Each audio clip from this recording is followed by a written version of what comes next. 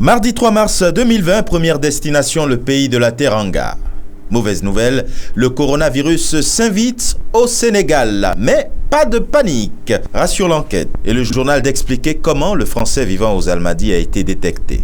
Premier cas de coronavirus au Sénégal, le quotidien écrit « Un autre étranger parmi nous. Le patient zéro interné, sa famille en quarantaine. » Le président appelle à la sérénité, au calme et à la vigilance.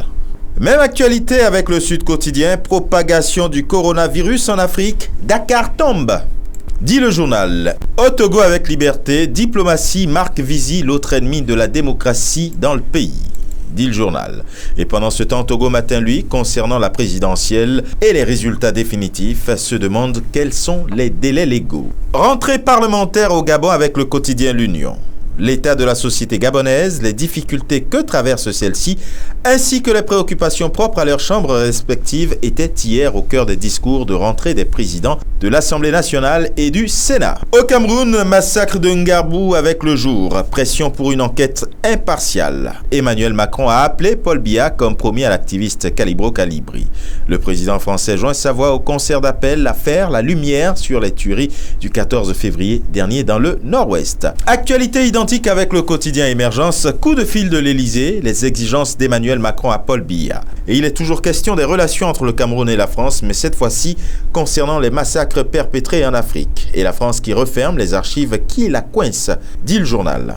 En Côte d'Ivoire, avec Fraternité Matin, emploi et autonomisation des jeunes, 145 milliards de francs CFA mobilisés pour 500 000 opportunités d'insertion. Avec le Jour Plus, le PDC IRDA s'intéresse à l'affaire des 30 milliards de francs CFA de la Banque mondiale. Et le journal d'expliquer pourquoi Guy Kawe doit démissionner. Et maintenant, le nouveau réveil. Session extraordinaire des députés et sénateurs et conseil des ministres extraordinaire. Ouattara décide d'imposer une nouvelle constitution aux Ivoiriens.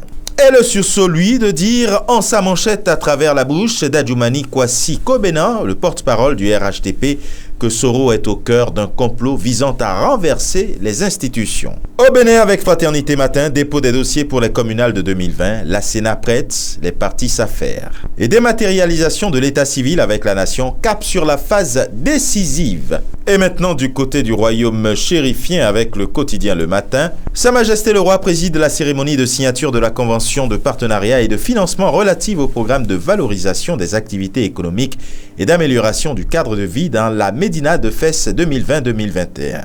Et le journal de titré « Forte impulsion royale à la valorisation des activités économiques dans la Médina de Fès ». Et ce sera tout pour aujourd'hui. À demain.